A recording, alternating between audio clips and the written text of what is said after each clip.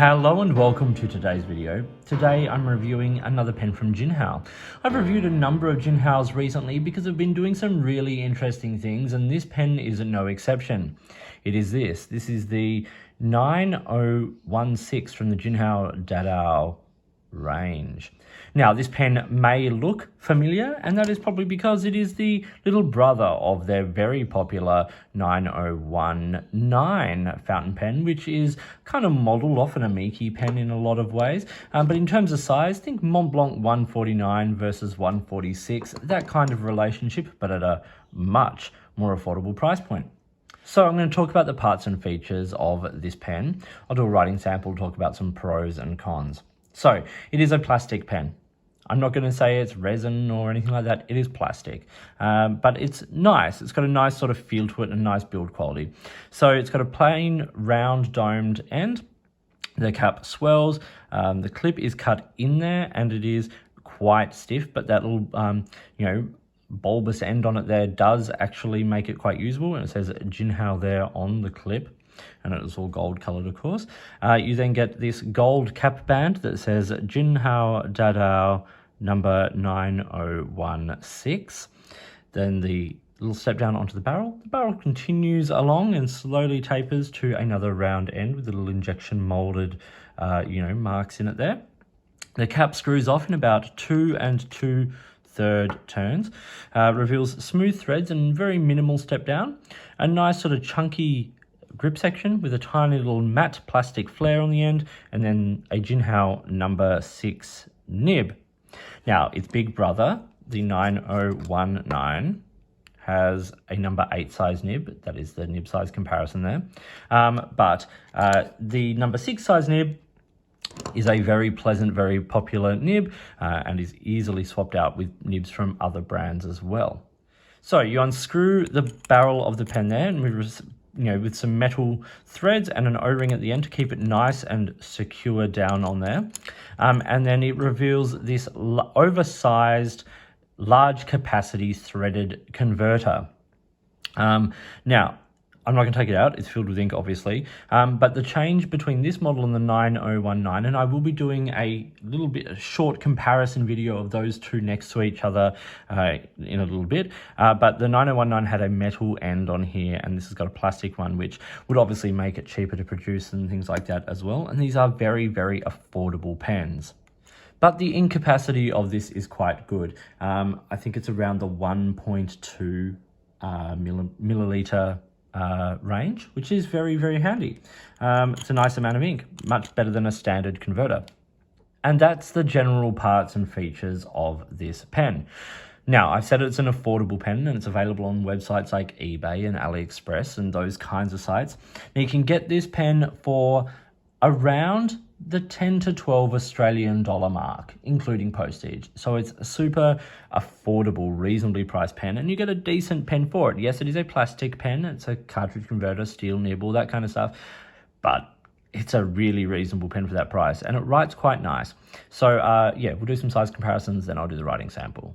So for the size comparison here, I've put it alongside the 9019, the Jinhao Dadao 9019, and of course, Alamy Safari. You can see it's about the same length as Alamy Safari, maybe a millimeter longer, but it is slightly shorter and clearly has less girth here than the larger 9019. Okay, uncapped, you see it continues to be shorter than both of those pens. It's got a larger nib there than the Lamy, but when you see these two pens alongside each other, the 9016 and the 9019, you see just the vast difference in that nib size, but also the size of that section. We're talking a couple of millimeters difference between the two sections there. And then posted, it still comes in shorter, obviously, and shorter than the Lamy Safari, but the Lamy Safari does post quite long. The thing is, next to the 9019, the 9016 looks quite small, but it is not a small pen. It is still a very good sized pen. Probably bigger than sort of average, I would say, but nothing in comparison to the 9019. So what are the dimensions of the Jinhao 9016? Well, it's 142 millimeters when it is capped. It is 123 when it's uncapped, so it's a nice size pen. It's good size in the hand for sure. And it's $1.56 when it is posted. Now it does post relatively well and securely, so I'm quite happy with that. And you don't get any rubbing on your hand, and it's a nicely balanced pen in this form. The section is about 12 millimeters in the middle there, and around the cap is about 16 millimeters. The pen weighs 21 grams, 13 in the body and 8 in the cap. Because it's a fairly light pen in general, the balance is okay. And I can write with this pen comfortably, both posted or unposted. Okay, let's do a little writing sample here now with the Jinhao Dadao 9016. This is a steel. Number 6, medium nib. The ink I have in this today, interesting choice, is TWSBI Blue Black. And I have this ink in there because I had that in my 9019, and after I film this I'm going to be filming the comparison, and I think it's good always to compare pens using the same ink. So that's why it's in here.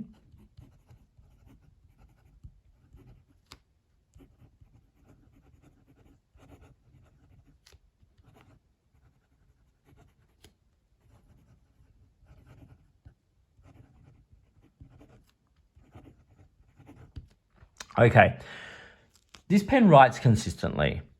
It doesn't hard start, it doesn't skip, terribly much. It writes well. It's not super dry, like it lays down a sort of pretty decent amount of ink, but there is a little bit of feedback. And it's a little draggy, which I sometimes find with Chinese nibs. They can tend to be a little bit draggy on the page. This one, it's not scratchy, it's just a little bit draggy, and I could smooth that out. I could very easily make this a very, very nice pen to write with, no issues whatsoever.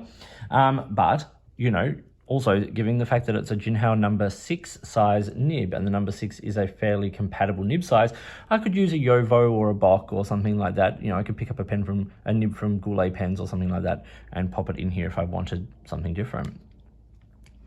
Quick writing.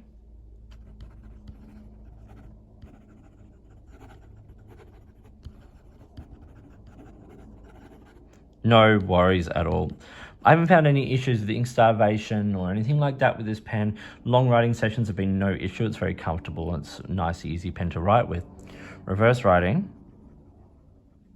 It's actually quite smooth, but quite dry, but you could easily get out a couple of words if you needed to. In terms of flex, not really. These Jinhao number 6 nibs, you can sometimes squeeze a little bit out like that, but they're not soft. It's not a flex nib by any stretch. So pros and cons of this pen, I'm going to keep this super, super simple. Cons. The only real con I have about this pen is that the nib is a little bit draggy. That's really the only con. It does everything else it's supposed to do. So, pros. It's a good size pen. It's nice. It's not super oversized. It's comfortably large. It's a simple, clean pen. It's not super garish. There's not heaps of gold trims and, different colors and things. Although, in saying that, there are a number of different colors of this pen you can get, including some demonstrator versions and things like that. So there are options if you're not like me and you don't love just a simple black pen. Lots and lots of options. But it is a simple, very clean pen. Elegant, and simple. The other thing I love, obviously, is the price point. At around the 10 to 12 Australian dollar mark, really it's kind of, if you're after a light plastic, not super light, but lightish plastic, decent sized fountain pen that writes fairly well, check out the Jinhao Dadao 9016. For that price point, it's a pretty decent pen. So thank you for watching. Please like and subscribe, hit the notifications button, all that kind of stuff. If you've got products you'd like me to look at, or if there's a way you'd like to support the channel, I would love to hear from you. In the meantime, enjoy your pens, enjoy writing, and I'll talk to you soon.